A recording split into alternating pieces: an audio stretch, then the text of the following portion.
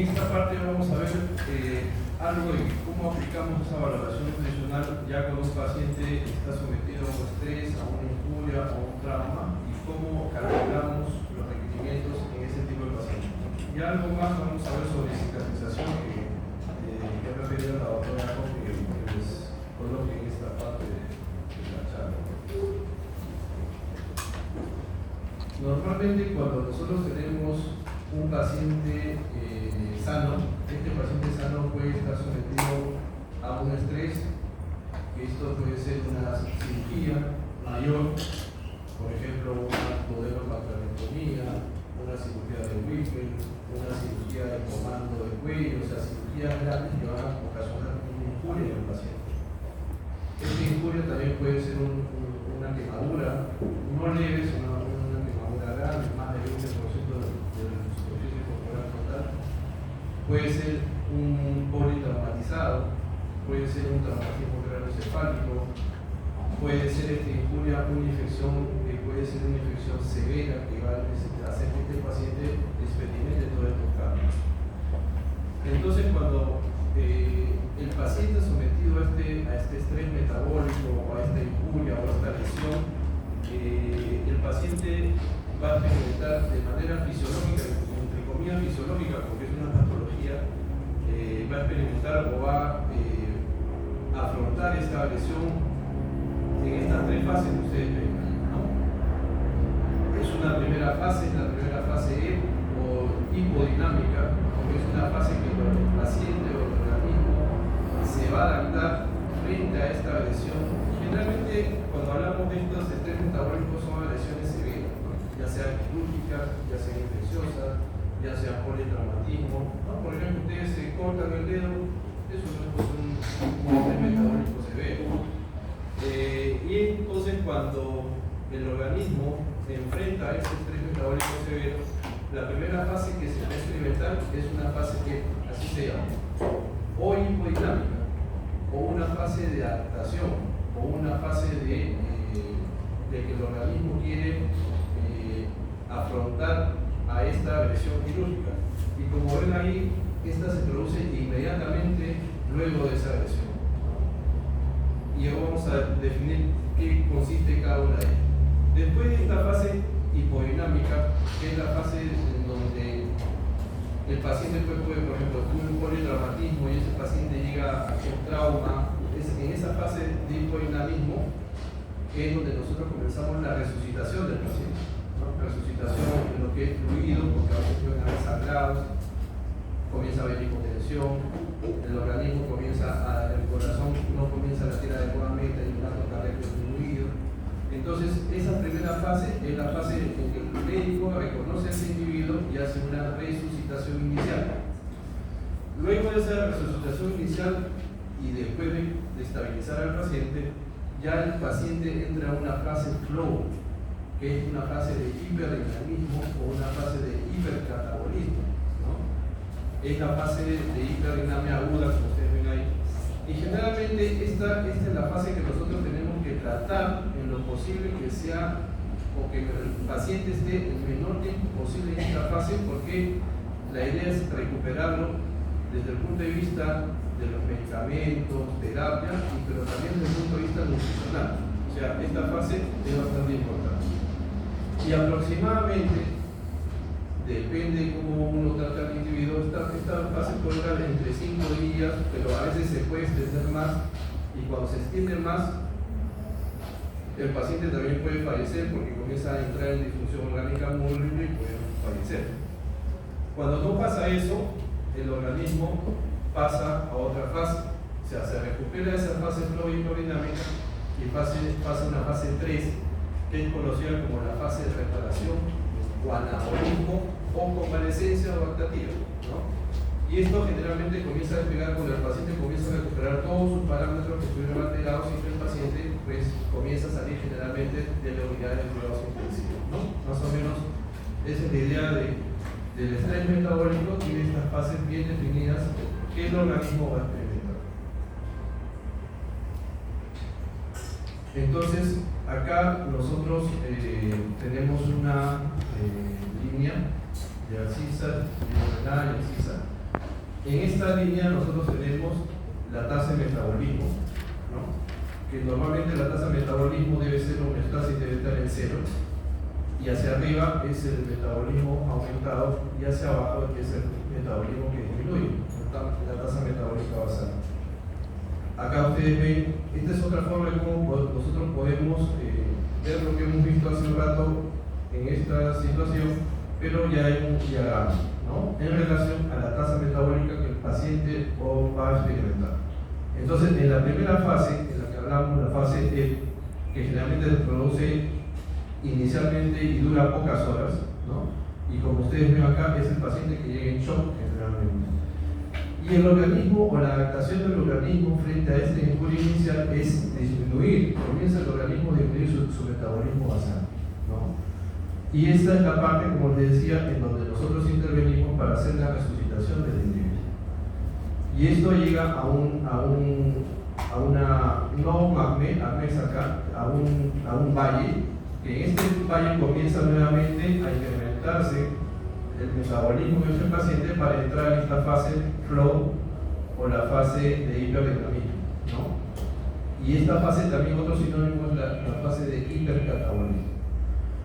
Entonces, esto tiene un acme o una meseta, en donde una vez que nosotros al paciente lo recuperamos de todos los puntos, nutricional, metabólico, quirúrgico, medicamentos, todo, el paciente, esa tasa metabólica comienza a entrar a disminuir y esto llega a la fase de recuperación.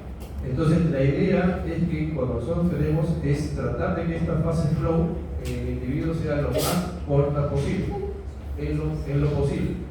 Porque a veces el individuo, cuando no logramos estabilizar al paciente, el paciente sigue en ascenso, sigue en disfunción orgánica y el paciente se muere, ¿no? Entonces, la idea es que esa fase flow sea lo más, dure el menor tiempo posible. Y generalmente esta respuesta hipermetabólica va a estar mediado por mediadores que ustedes ya conocen, ¿no? Como les decía, la lesión e injuria puede ser por una lesión o puede ser por una infección severa, ¿no?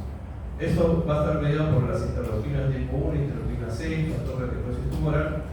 En realidad, para no resumir, porque esto es bastante engorroso, lo que va a originar todas estas citoquinas o mediadores inflamatorios es que va a aumentar el gasto energético. Generalmente esto se produce en la fase flow, ¿no?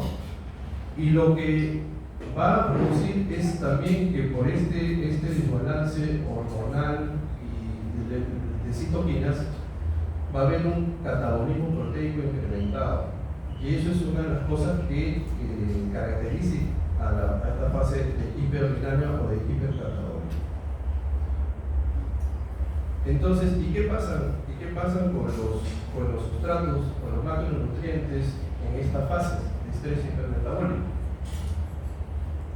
Por medios hormonales, sabemos que la primera fase de la respuesta a la degradación se comienzan a mover catecolaminas, se comienza a movilizar cortisol, que son las dos hormonas de estrés metabólico. Y estas hormonas lo que van a producir es que las reservas de lípidos, o sea, van a hacer movilización de la reserva de lípidos, es decir, los lípidos que están en reserva se van a convertir en ácidos grasos, por los mecanismos que ustedes ya van a ver.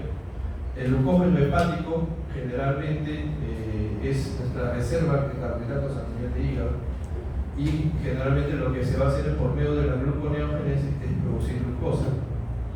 Y el músculo es otro órgano importante que se afecta porque este músculo comienza a depletarse para liberar aminoácidos. Pero ¿qué van a hacer los aminoácidos y los ácidos grasos? Van a formar glucosa. ¿Por qué? Porque en esta fase hay una hiperglicemia secundaria a la movilización de estas hormonas contrarreguladoras de estrés, ¿no? Y si se perpetúa eso, va a producir problemas serios en el individuo. Entonces, acá está un gráfico que desarrolla todo lo que nosotros hemos hablado hasta ahorita. En la primera fase va a haber un hipermetabolismo, eso es la fase flow, ¿no? Estas hormonas de estrés, como les hablaba del glucagón, el cortisol, las procarobinas, van a movilizar estas citoquinas proinflamatorias que también conversamos y van a actuar sobre diferentes niveles, ¿no? Tejido adiposo movilizan ácidos grasos y esos ácidos grasos van a formar, no para energía, sino para producir glucosa. A nivel del corazón aumentamos la frecuencia cardíaca, el gasto cardíaco y el consumo de oxígeno. A nivel del hígado se comienza a movilizar la reserva de glucógeno, ¿no? Y todo esto, el músculo, o sea, estos son los órganos de choque, tejido adiposo, hígado, músculo, y esto lo que van a hacer al final es hacer una hiperglicemia de estrés, ¿no? Y esta hiperglicemia de estrés, el objetivo en esta fase es producir energía porque el paciente va a estar sin alimentarse.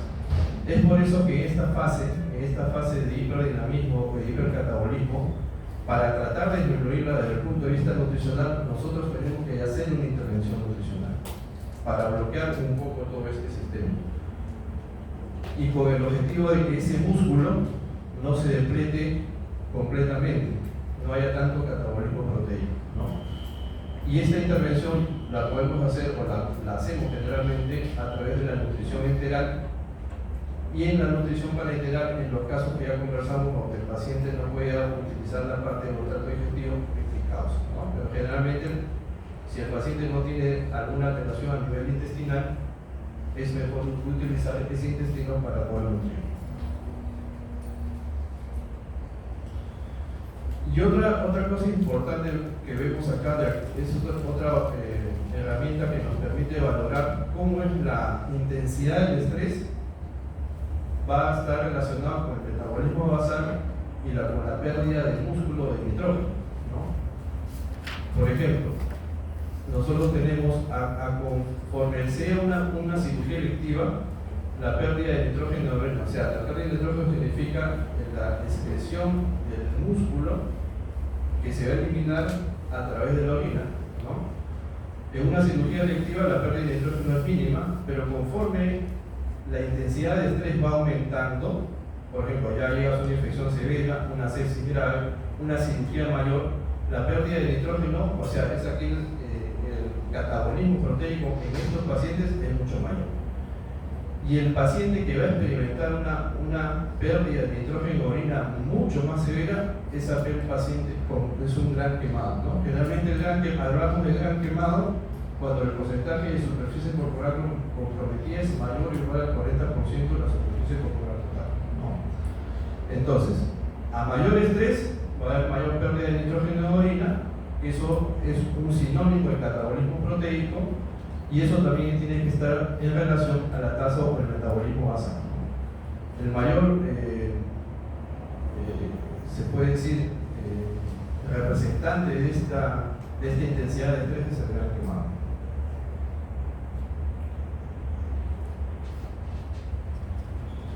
Entonces, cuando nosotros tenemos, esto es como un resumen, ¿no? Cuando nosotros tenemos estos cambios en el estrés hipermetabólico, ¿qué vamos a observar? En cuanto al gasto energético de ese paciente va a estar muy incrementado.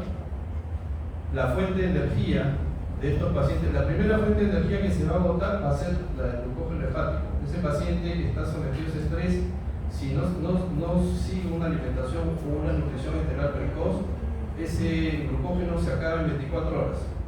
O sea, ya no hay más reservas para poder ofrecerle energía a ese individuo, ¿no? Entonces, la fuente de energía en este estrés metabólico va a ser la proteína. Por eso es que el organismo comienza a depletar el músculo y el paciente va a experimentar una pérdida de peso rápido, porque comienza a depletar inmediatamente. Entonces, por eso es que es importante en este estado de hipermetabolismo, aparte de todas las medidas que ya sea ventilación mecánica, medicamentos adecuados, medidas de soporte, que sea una cirugía adecuada. El otro fundamental que tenemos que hacer en estos pacientes es intervención nutricional para evitar que la fuente de energía se siga perpetuando y que el paciente vaya perdiendo peso. Entonces la proteína corporal va a ser consumida, por lo que estamos viendo, y la expresión de nitrógeno va a estar aumentada, ¿no? Entonces, estos en resumen son los cambios que va a experimentar el individuo en esta etapa del flow hiperdinámico. Y por eso es que debemos intervenir inmediatamente que un paciente llega y lo estabilizamos, intervención nutricional, ya sea nutrición enteral o nutrición parenteral.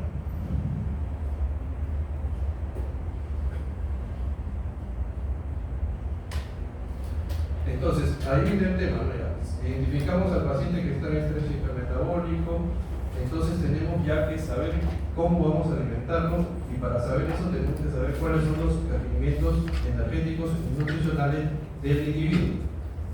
¿Ya? Y para esto vamos a conversar sobre eso.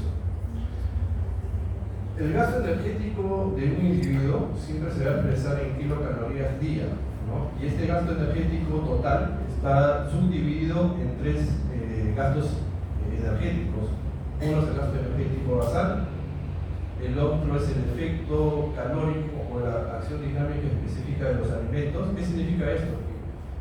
El consumir alimentos, mejor dicho, la energía que el organismo necesita para hacer la digestión, absorción de todos los nutrientes que usemos, va a implicar un gasto energético, y esto es el efecto calórico de los alimentos. Y el gasto metabólico por actividad física es el tercer componente de este gasto energético total, ¿no? Por ejemplo, si nosotros tenemos un paciente de 60 kilos, bueno, eso lo vamos a ver más adelante, ¿no? Pero entre comillas, si calculamos a 30 kilocalorías por día que necesita, 60 por 30 son 1800 kilocalorías que el paciente necesita para mantener su homeostasis durante ese día, ¿no? El gasto metabólico basal, y esto es una definición. ¿Qué significa esto? Es la cantidad de energía que utiliza un individuo. Esto es algo muy, o sea, en 24 horas de absoluto reposo, y tiene que estar 12 a 18 horas posterior a la última comida y en un ambiente de termoneutralidad, ¿no? Estos son ya datos muy precisos en lo que se refiere a qué es el gasto metabólico basal. Y generalmente este gasto metabólico basal corresponde al 60-75% del gasto energético total. ¿Ya? Y este gasto energético basal es la energía que se requiere para que se mantengan las funciones normales del cuerpo, o sea, la homeostasis normal del individuo. El efecto calórico de los alimentos corresponde al 10% del gasto energético total, y es la energía que se requiere para la digestión, absorción y metabolismo de los nutrientes que usemos, sean enterales o parenterales.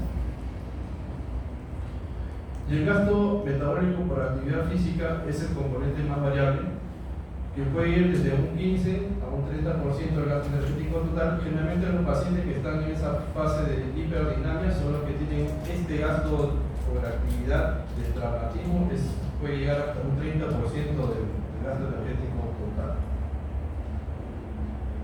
Estas necesidades energéticas van a variar de acuerdo a factores que ven ustedes ahí: la edad, el género, la talla, actividad física, composición corporal, ¿no? Condiciones fisiológicas, estado hormonal. Entonces, cuando ya nosotros sabemos cuál es un gasto energético total, tenemos que calcular cómo calculamos las necesidades calóricas del individuo, ¿no? El mejor método o el estándar de oro para calcular los requerimientos de un individuo en un momento determinado se llama calorimetría indirecta.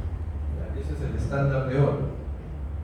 Esto es una herramienta tecnológica que lo que utiliza es, al paciente se coloca como una bombilla y el paciente inspira y exhala a través de esa bombilla, y esa bombilla va a una máquina que va a hacer las mediciones de muchas cosas.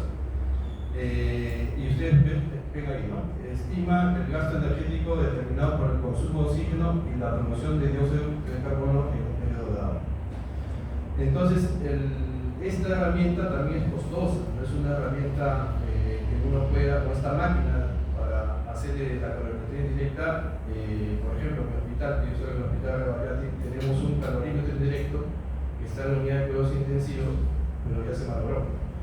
Y el problema es que esto más o menos debe costar entre $50,000 a $60,000 aproximadamente, ¿no? Pero es el mejor método para definir cuál es el requerimiento calórico que el paciente necesita. Pero cuando no disponemos de esta herramienta que se llama calorimetría indirecta, utilizamos algunas otras fórmulas que se llama la ecuación de Harris-Bennett para llegar a cuál es el requerimiento de acuerdo a ciertos parámetros que tenemos en esta fórmula, ¿no? Con esta ecuación de Harris-Bennett lo que nosotros vamos a encontrar es el gasto energético basal. Acuérdense que el gasto energético basal no es el gasto energético total. Esta ecuación de Harris-Bennett nos va a decir a nosotros hallamos de acuerdo a una fórmula que va a considerar el peso, la talla, la edad y el género. Esto es una fórmula bastante importante. No la he puesto acá porque ahora ya hay apps que ustedes la bajan en su celular y lo único que hacen es ingresar el peso en kilos, la talla en centímetros, la edad en años y el género si es masculino o femenino. Ingresan esos datos y le va a botar inmediatamente el gasto energético basal en kilocalorías, ¿no? Y lo importante es cómo usamos el peso. Generalmente siempre debemos usar el peso actual. Si no podemos pesar a un paciente, porque es un paciente que está en una cosa intensivos, tratamos de usar el peso ideal o el peso usual, hablando con los pacientes cuál es el peso que había estado manejando el paciente anterior. Y interesante, en los pacientes con obesidad debemos usar el peso ajustado para la talla y el género del paciente. ¿Ya? Ese es lo más importante. Entonces, cuando nosotros tenemos esta ecuación de Harris-Bennett y de repente dicen, doctor,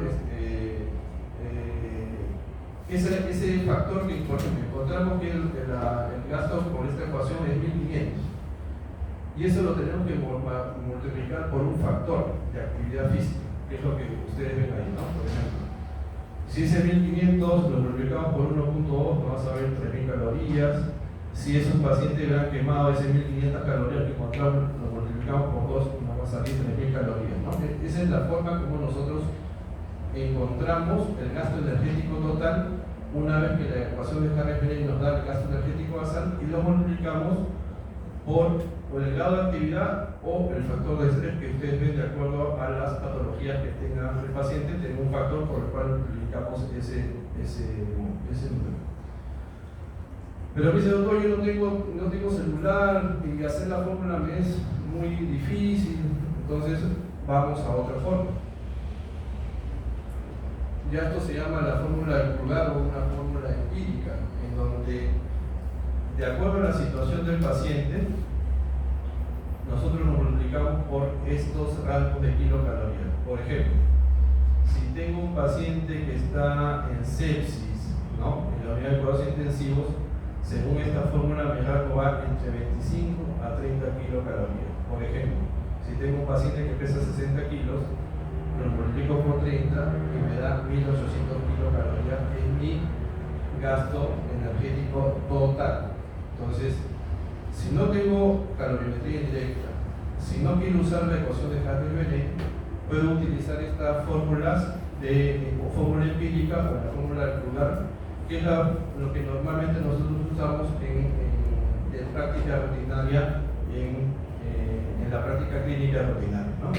Pero ustedes tienen que saber cómo salen todas estas fórmulas. Y lo otro importante es que cuando nosotros hacemos la formulación, al final, sabiendo la caloría, después tenemos que formular las proteínas. ¿Qué vamos a hacer? Vamos a formular proteínas, vamos a formular carbohidratos, vamos a formular grasas, vamos a formular oligoelementos, electrolitos, ¿no?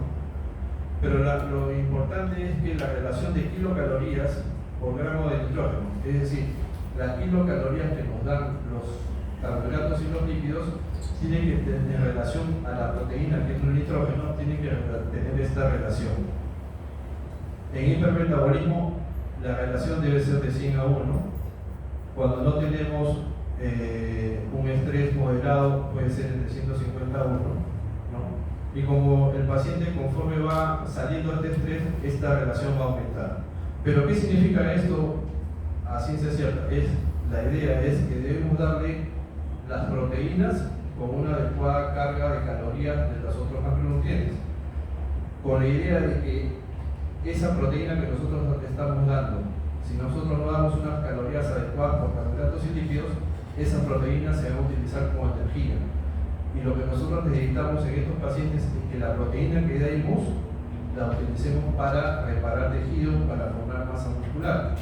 Entonces, si no seguimos, por ejemplo, les pongo un ejemplo, si nosotros tenemos un paciente que necesita 1500 calorías y para esas 1500 calorías nosotros debemos darle 800 calorías de carbohidratos y lípidos y le damos menos cantidad, por más proteína que le demos, esa proteína que le estamos dando, en vez de producir tejido, va a producir calorías, porque es la caloría que le falta al individuo, ¿no? Entonces, eso hay que tener bastante en consideración.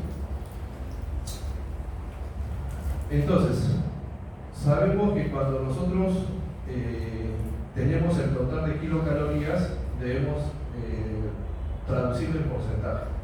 Generalmente los macronutrientes, nosotros hablamos de proteínas, debemos dar entre 15 a 20% de las proteínas de la carga calórica total. Los carbohidratos van entre un 50 a 60% y los lípidos entre un 30 a 35%, ¿no? Entonces, cuando hablamos de necesidades proteicas, ustedes ven acá las condiciones clínicas del paciente, pero también van a ver las condiciones de que si el paciente tiene falla renal o tiene falla hepática, ¿no? ¿Por qué hay que tener en consideración esto? Porque el metabolismo de las proteínas utilizan para la excreción de las proteínas o los metabolitos como urea, creatinina, que tienen que ser eliminados, utilizan el hígado y utilizamos la orina para hacer la excreción de estos metabolitos, ¿no? Entonces, cuando tenemos pues, pacientes que tienen falla renal crónica, pero que no se dializan, sin diálisis, ustedes ven los requerimientos de proteína deben ser pequeños, porque si no favorecemos, si le damos, por ejemplo, a un paciente con insuficiencia renal crónica que no se dializa, le damos una proteína como un paciente normal que es de 0.8 a 1 gramo por kilo de peso día, este paciente que no puede metabolizar adecuadamente podemos producir uremia, es decir, comienzan a elevarse los compuestos nitrogenados, urea, creatinina, y pueden hacer encefalopatía. Igual, los pacientes que tienen falla hepática, tampoco podemos ser muy generosos con ellos, y por eso los requerimientos en pacientes con falla hepática también tienen que ser entre 0.6 y 0.8. Es diferente el paciente con falla renal, pero que se dializa. Aquel paciente con falla renal y que se dializa, al contrario, debemos darle una cantidad de proteínas que va entre 1.2 o 1.5% gramos por kilo. ¿Por qué? Porque la diálisis, esa máquina que barre también se barre las proteínas del intravascular. Entonces, estas son las consideraciones clínicas que nosotros debemos tener cuando debemos calcular los requerimientos proteicos en el individuo que estamos evaluando, ¿no? Y a la cabeza va siempre el gran quemado, ¿no? Pero eso es otra cosa. Tenemos un gran quemado sin falla renal, sin falla hepática, debemos darle 2.5 gramos por kilo de peso.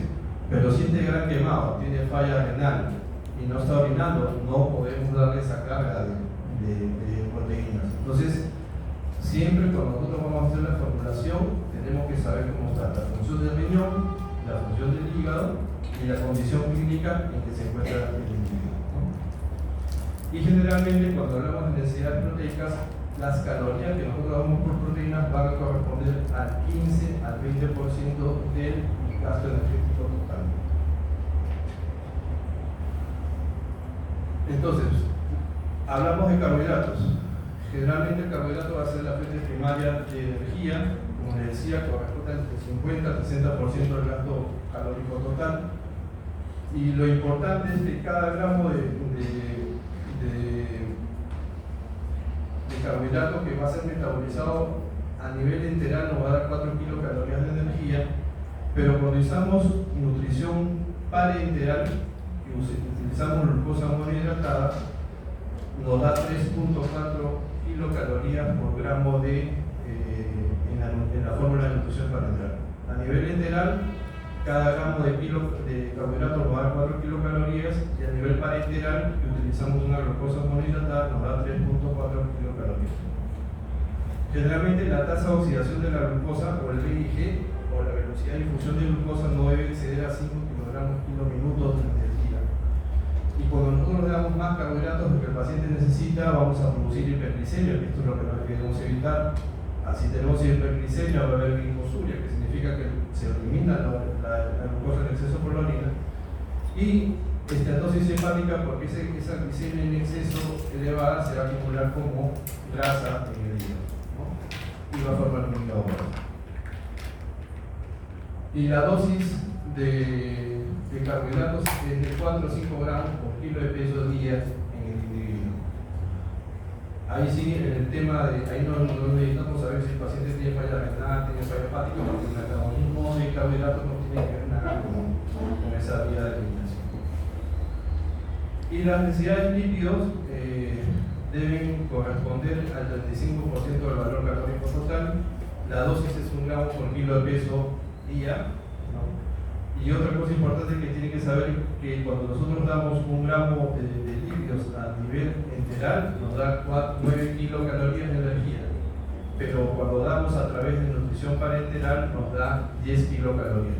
Y esto es importante porque cuando nosotros hagamos nuestras fórmulas, y si no sabemos esto, probablemente podemos estar dando más kilocalorías de lo que normalmente podemos estar ofreciendo. Y cuando también al paciente, aparte de kilocalorías, carbohidratos, lípidos, también necesitamos darle volumen de agua, ¿no? Y el volumen de agua generalmente va entre 30 mililitros a 50 mililitros por kilo de peso. Hay que tener mucho cuidado cuando tenemos niños o ancianos, porque si tenemos ancianos, generalmente los pacientes ancianos ya su corazoncito no está latiendo adecuadamente, tienen cierta galla de falla cardíaca y podemos sobrehidratarlos y ocasionarles insuficiencia cardíaca. Hay que tener mucho cuidado.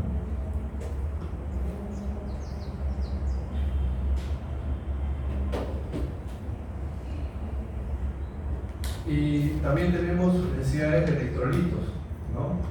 Generalmente los electrolitos que nosotros manejamos van a ser el sodio, potasio, calcio, fósforo, magnesio y el cloro, ¿no? En las dosis que ustedes ven ahí, ¿no? Eso conforme ustedes estén en la práctica clínica van a ir manejándolo, ¿no? El sodio es de 1 a 2 equivalentes, el potasio es 1 equivalente por kilo. El calcio son dosis estimadas entre 10 a 15, el fósforo entre 10 a 400 milimoles y magnesio.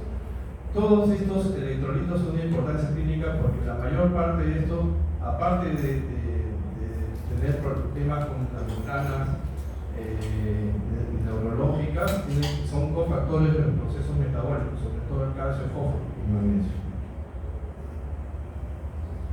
Muy bien, entonces, terminando con esta parte de electrolitos y todo, vamos a hablar un poco de la cicatrización de heridas. Un poco la doctora que hablemos sobre esto, porque es un tema también de injuria, que se hace sobre todo a veces injuria quirúrgica, injurias por accidente, ¿no? Y como ven ahí, es un proceso dinámico que inicia con el daño tisular y termina al final con la reparación completa de esta herida, ¿no? El metabolismo que va a producirse son esenciales para una adecuada cicatrización, las proteínas, aminoácidos, carbohidratos, grasas, vitaminas y algunos metales pesados como el zinc. O sea, para esto, por eso tienen que ustedes tener conocimiento de que un adecuado soporte nutricional va a ser que ese paciente que tiene una agresión o una herida grande o una gran quemadura, es importante darle soporte nutricional a estos individuos. Y las fases que van a producir, van a seguir la cicatrización, es la primera fase, la inflamación. Después de esta fase inflamatoria viene una proliferativa, y la tercera es la recuperación tisular, por la última fase, que vamos a hablar un poquito de ellos. La inflamación es la fase inicial, que más o menos dura entre 1 a 4 días, se produce luego de la disminución o la agresión inicial en el individuo. Lo que es bastante importante en esta primera fase, cuando se produce el corte en cualquier herida o la pérdida de piel por una quemadura, es que va a haber una extravasación de plasma, células sanguíneas, neutrófilos, macrófagos, y hacia el intersticio. Y lo que va a ser la primera fase de esto es que se va a formar un coágulo, un tapón hemostático al por eso necesitamos que el paciente también tenga adecuada calidad y número de plaquetas para que se pueda producir esto. Como le decía, ¿no? la primera fase inflamatoria se va a caracterizar porque a ese nivel de la destrucción del hígado, o sea, la gran quemadura, van a migrar los neutrófilos, ¿no? Se inicia la función de fagocitosis de bacterias y proteínas de esa matriz que están viendo ahí, y se van a producir radicales libres de oxígeno. Después de esta fase viene la fase de proliferación, que más o menos es a partir del 5 a los 24 días. Miren cuánto tiempo puede demorar, ¿no?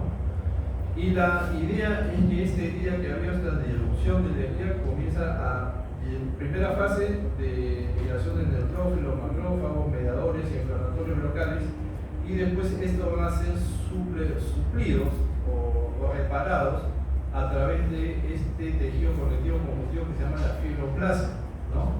Ya comienzan a migrar fibroblastos en la matriz dérmica, y generalmente esto es derivado de colágeno, y por eso es que el colágeno es derivado proteico. Entonces, por eso es que para que estas fases sean adecuadas, el paciente tiene que estar bien nutrido, ¿no? Y la otra cosa importante, aparte de la fibroplasia, es la angiogénesis o formación de neovasos en ese tejido de granulación. Y después de que se produce la fibroplasia, la angiogénesis, comienza la reepitelización de herida. Ya comienzan a migrar queratinocitos a fin de establecer que esa herida que estuvo con una disolución ya se forme una herida cutánea como la conocemos, ¿no?